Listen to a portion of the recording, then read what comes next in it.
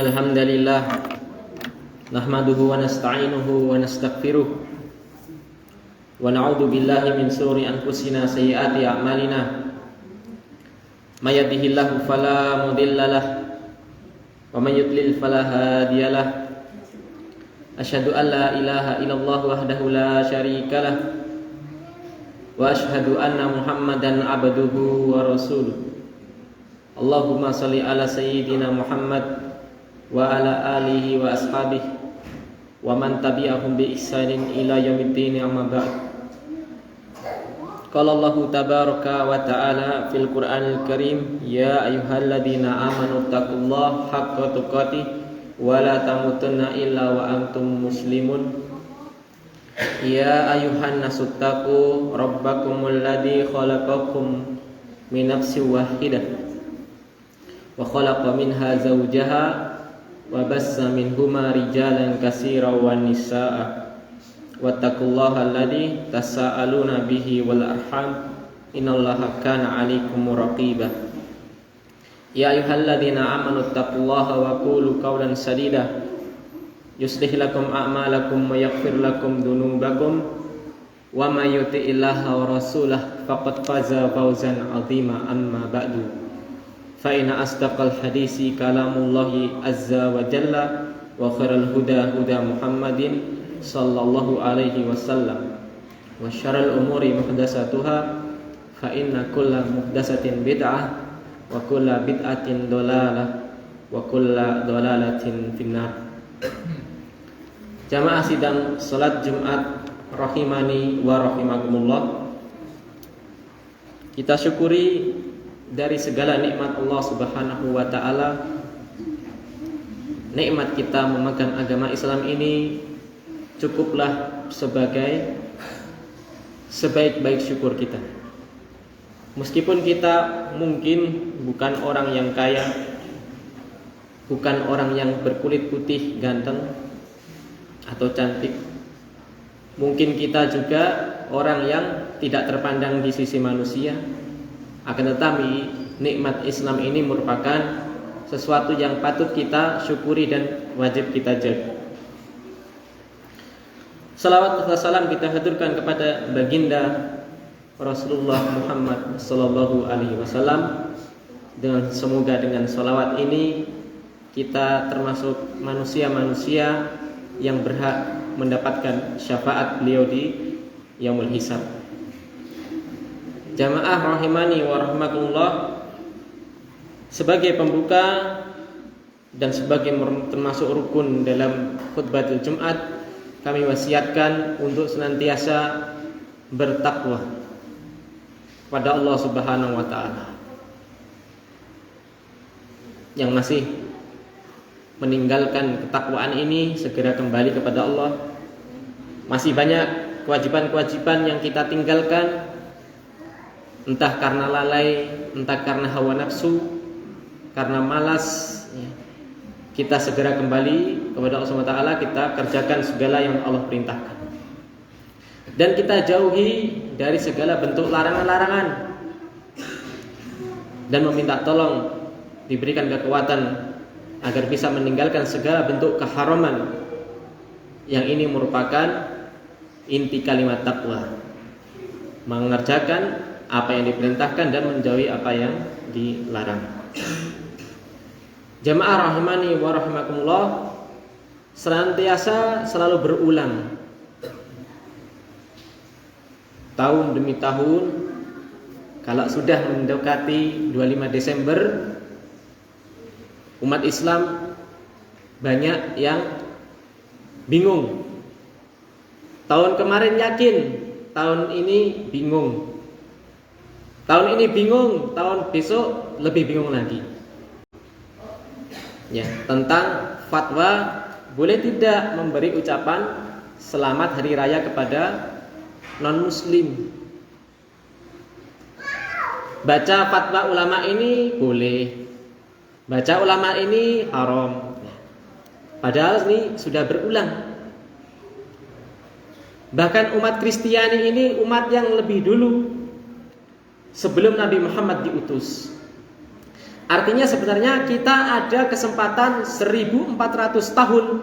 Silahkan diamati bagaimana sikap Nabi Muhammad SAW baik ketika beliau hidup atau sepeninggal beliau. Para sahabat, tabi'in, tabi'ut tabi'in hingga ulama yang mereka lurus di jalan para nabi.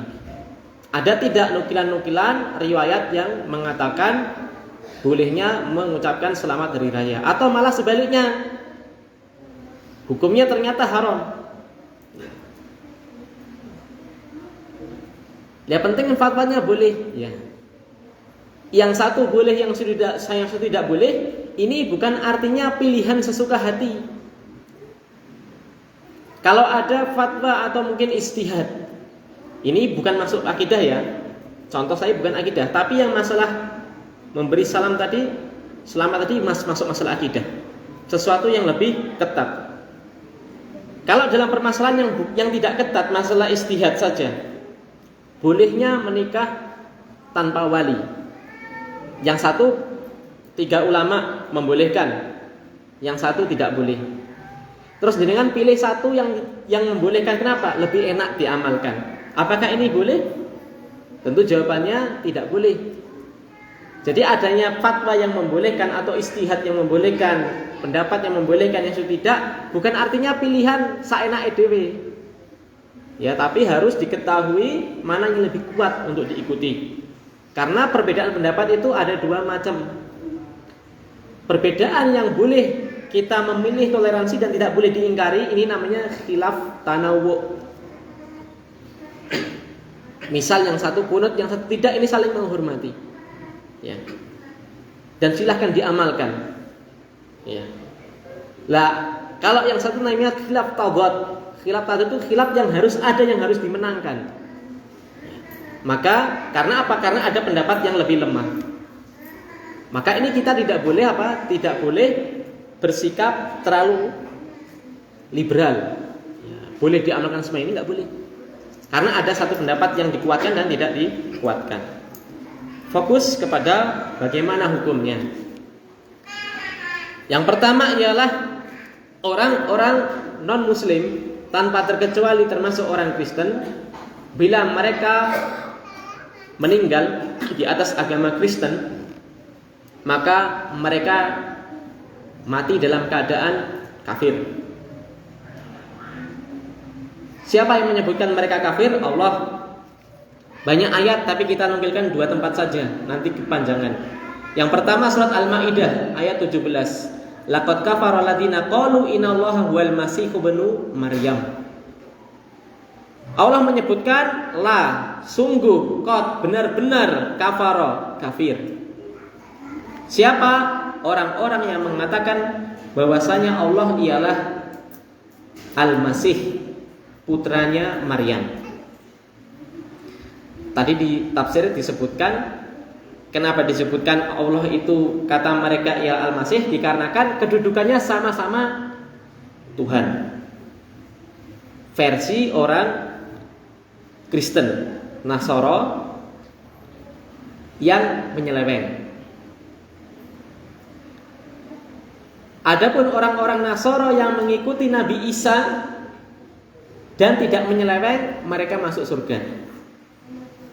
Yang sebelum bertemu Nabi Muhammad mati di atas keimanan kepada Allah dan mengikuti Isa tanpa menyembah Isa. Ayat yang kedua surat Al-Maidah juga ayat 73. Laqad kafara alladziina qalu innallaha salisus salasatin.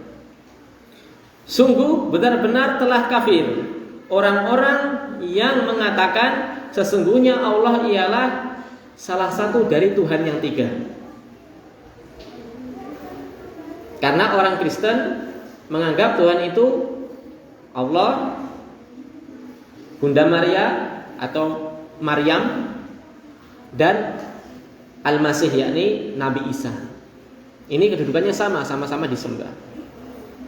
Ayat ini turun dalam keadaan memang keadaan mereka seperti itu. Ayat ini turun bukan setahun, 2 tahun, 10, 20 tahun yang lalu, tapi turun 1400 tahun yang lalu.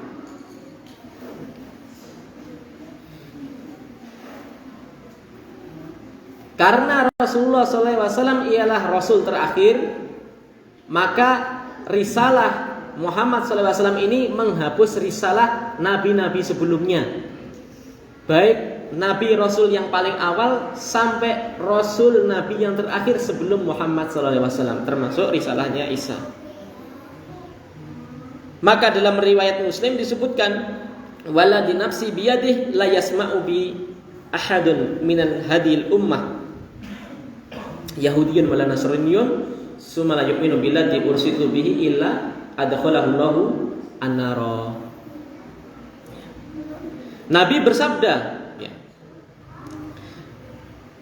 demi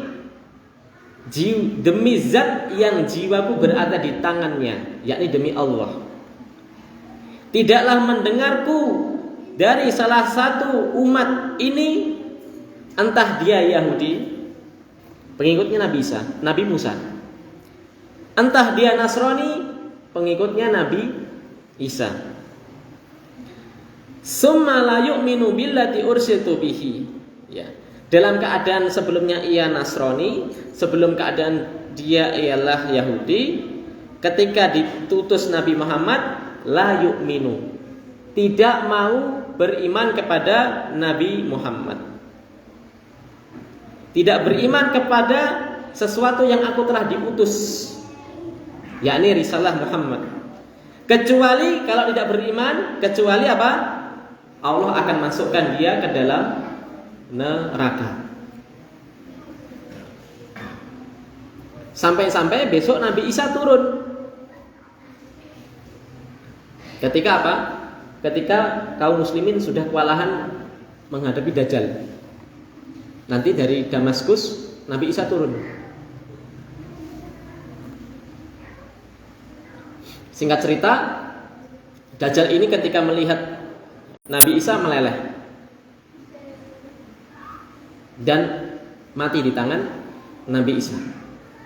Maka ketika kaum muslimin hendak mengadakan sholat, ya, khalifah di saat itu nanti, ya, di saat itu tapi nanti, karena belum terjadi, ini baru di hadis. Khalifah ini mempersilahkan Nabi Isa untuk jadi imam, karena beliau nabi. Akan tetapi Nabi Isa tidak mau, karena Nabi Isa bukan lagi kedudukannya sebagai Rasul, tapi sebagai pengikutnya Muhammad, karena risalah beliau sudah habis. Ya, maka beliau sholat di belakang Imam Mahdi. Ya. Jadi yang mengatakan kafir masuk neraka itu ialah siapa? Allah Subhanahu Wa Taala dan Rasulullah SAW. Bahkan kata Allah, ulaika hum syarrul bariyah.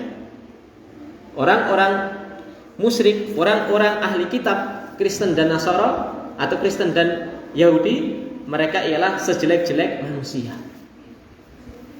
Kalau dimaksudkan Kristen Yahudi di sini ialah tentu yang tidak mau beriman. Adapun yang mereka mau beriman, maka mereka masuk surga dan pahalanya double. Yu'tihi kiflaini dalam ayat itu. Diberikan dua pahala. Pahala beriman kepada Nabi sebelumnya dan beriman kepada Nabi Muhammad SAW.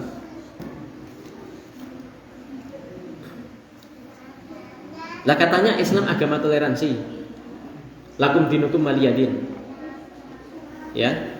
Kita akan baca bagaimana tafsir ringkas ayat ini. Surat ini turun ketika ada peristiwa orang-orang musyrikin Quraisy sudah kewalahan menghadapi Nabi Muhammad SAW. Karena Nabi ini orang yang jujur, amanah, sulit untuk disuap. Maka mereka berkumpul, dialog sama Nabi. Ini kita punya anak-anak cewek, silakan milih Muhammad, mana yang kamu pilih, silakan dinikahi. Lalu silahkan Anda memimpin, dikasih kepemimpinan, dikasih kursi khalifah. Nabi tidak mau. Yang terakhir, ya udah, kita musyrikin Quraisy mau masuk Islam. Syaratnya saya masuk Islam, kami masuk Islam setahun menyembah Tuhan kamu, wahai Muhammad. Tapi setahun depan kamu gantian menyembah berhala-berhala kami. Gentenan itu loh. Enggak usah perang. Maka turun ayat surat Al-Kafirun. Qul ya ayyuhal kafirun. Wahai Muhammad, katakan, wahai orang-orang kafir, la a'budu ma ta'budun. Wala antum a'biduna ma a'budu. Ya, wahai orang-orang kafir, sesungguhnya kalian tidak akan pernah menyembah Tuhan yang saya sembah Allah, dan saya Muhammad dan para sahabat tidak akan menyembah Tuhan yang kalian sembah berhala-berhala itu. Lalu diakhiri dengan lakum dinukum waliyadin. Bagi kami agama kami, bagi kalian agama kalian. Ya. Nggak boleh kok joinan. Ya. Jadi itu makna toleransi. Yakni mempersilahkan mereka beribadah. Tidak perlu ikut-ikutan, tidak perlu memberi selamat. Kenapa alasannya? Insyaallah di khutbah yang kedua. Aku lu kali hada wastaghfirullahi wa lakum wa lisa'il muslimin wal muslimat fastaghfiruhu innahu wal ghafurur rahim.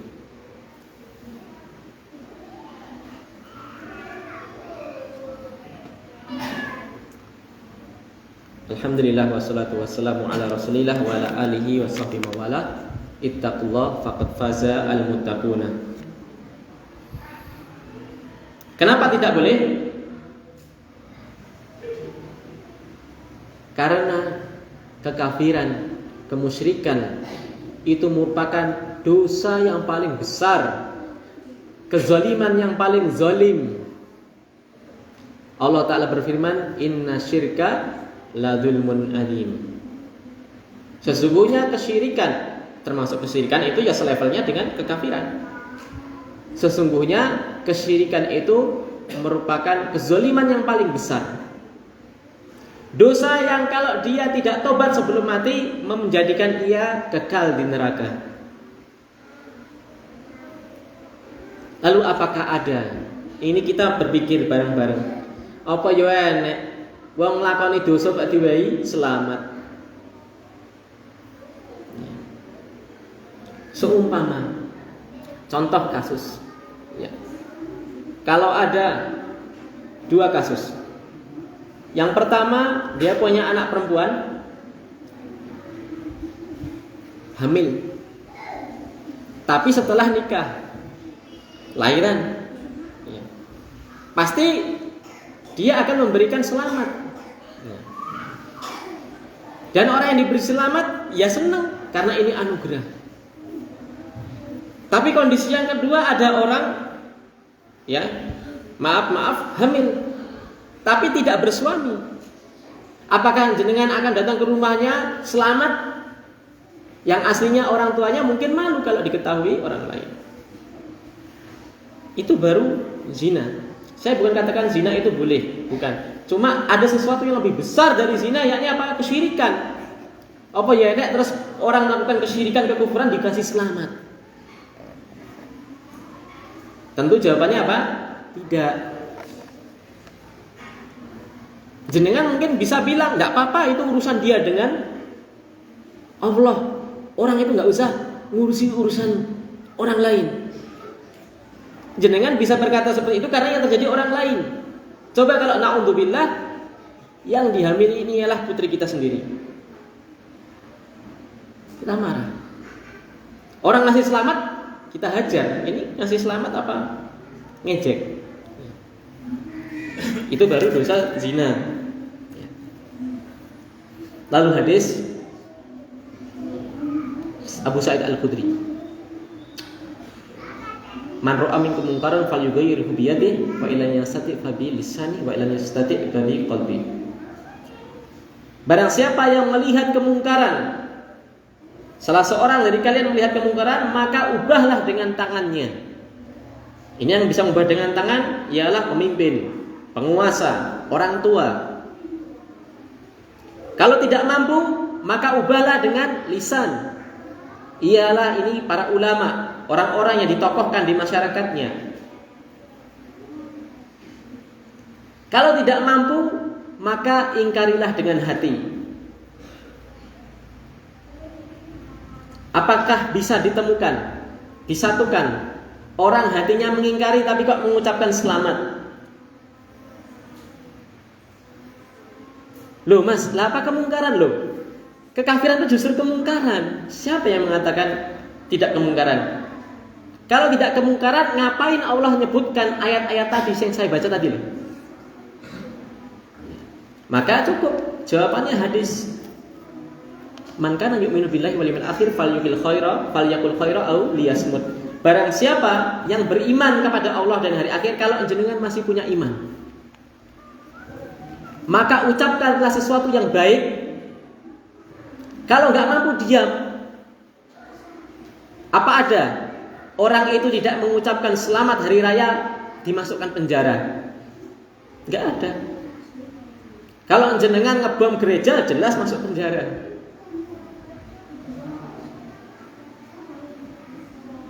Lah piye mas? Lah nek hari Idul Fitri yang mengucapkan selamat biarin.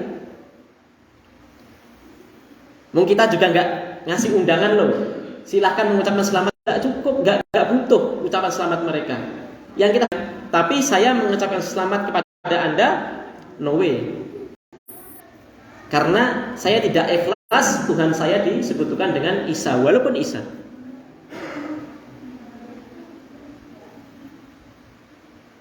Ada dua fatwa yang akan saya baca. Karena saya orang NKRI yang baik, saya bacakan fatwa MUI. Fatwa MUI tahun 7 Maret tahun 81 Masehi. Coba nanti dicek, kemungkinan ini pas ketua MUI-nya mungkin Buya Hamka. Coba nanti dicek. Nomor 2, mengikuti upacara Natal bersama bagi umat Islam itu hukumnya haram. Mboten kula lho niki MUI. Ya. Lalu karena mayoritas di Indonesia itu katanya Syafi'iyah fikihnya, saya bacakan ulama Syafi'iyah. Imam Asy-Syirbini dalam kitabnya Mughnil Muhtadz. Mughnil Muhtadz itu syarahnya Minhajut Thalibin karya Imam Nawawi. Beliau mengatakan, dan hendaknya diberi hukuman takzir, diberi hukum, termasuk tindakan pidana.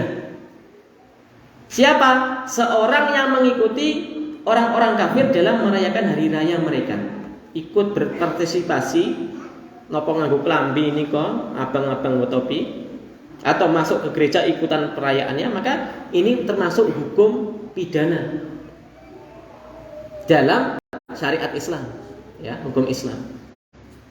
Begitu pula orang yang memberikan ucapan selamat kepada seorang non-muslim di hari rayanya. Ini kalau ditegakkan syariat Islam termasuk terkena hukum pidana. Ya. Silakan nanti dicek dalam Mughnil Muhtadz. Ya, dan masih banyak lagi sebenarnya, tapi insya Allah ini sudah cukup.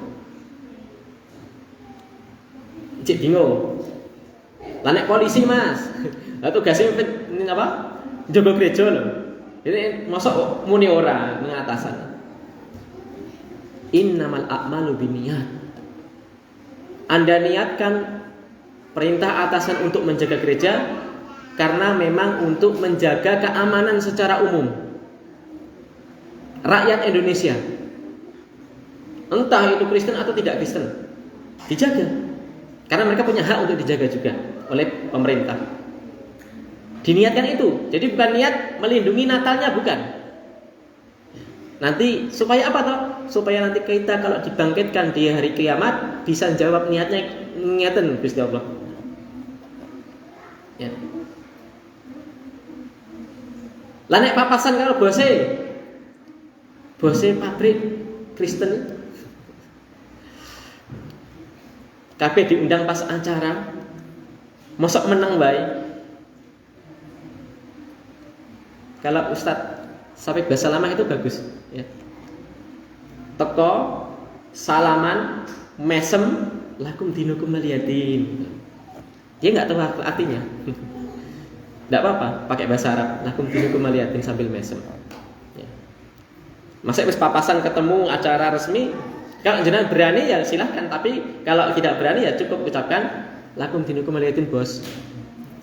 Dia nggak paham artinya. Ya, daripada mengucapkan selamat Natal. Selamat atas kelahiran Tuhan kamu. Masa? Betul nggih?